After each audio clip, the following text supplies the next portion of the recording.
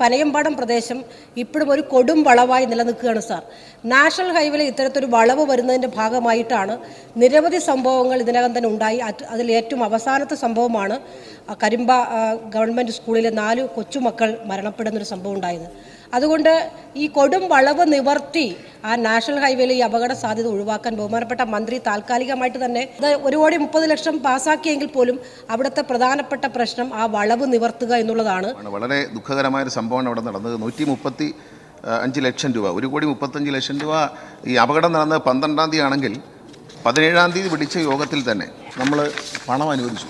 അത് വലിയൊരു കാര്യമാണ്, ചെറിയ കാര്യമല്ല. യുദ്ധകാലാടിസ്ഥാനത്തിലാണ് കേന്ദ്ര ഉപരിതല ഗതാഗത വകുപ്പിൻ്റെ നാഷണൽ ഹൈവേസിനെ കൊണ്ട് 1,35 ലക്ഷം രൂപ 5 വർക്കുകളായിട്ട് തിരിച്ചുകൊണ്ട് അനുവദിച്ച് കിട്ടിയെന്ന് പറയുന്നത് തന്നെ വലിയൊരു ഭാഗ്യമാണ്. ഈ വളവ് നികർത്തുക എന്ന് പറയുന്നത് എളുപ്പമുള്ള കാര്യം. ലാൻഡ് അക്വിസിഷൻ വേണം, നാഷണൽ ഹൈവേ അതിനുവേണ്ടി പദ്ധതി വയ്ക്കണം. അത് നമുക്ക് ശ്രദ്ധയിൽ കൊണ്ടുവരാം. പക്ഷേ അത് എത്ര പെട്ടെന്ന് നടക്കും നമുക്ക് പറയാൻ പറ്റില്ല. കാരണം അത് PWD അല്ല ചെയ്യേണ്ടത്, നാഷണൽ ഹൈവേക്കാരാണ്. നാഷണൽ ഹൈവേയുടെ റോഡാണ്. ആ റോഡിൻ്റെ പണി പൂർത്തിയായി കഴിഞ്ഞിരിക്കുന്നു. ഈ 135 ലക്ഷം രൂപയുടെ ഒരു റെക്ടിഫിക്കേഷൻ അവിടെ നടത്തുകയാണ്. ഈ വളവ് നിവർത്തണമെങ്കിൽ ആ ജംഗ്ഷനിൽ ഒരു ഭാഗത്ത് കാണുന്ന കടകൾ മുഴുവൻ എടുക്കണം. അപ്പോൾ അതിന് ഹൈവേ തയ്യാറാകുമോ എന്നുള്ള കാര്യം തീർച്ചയായിട്ടും അവരോട് ആലോചിക്കാം.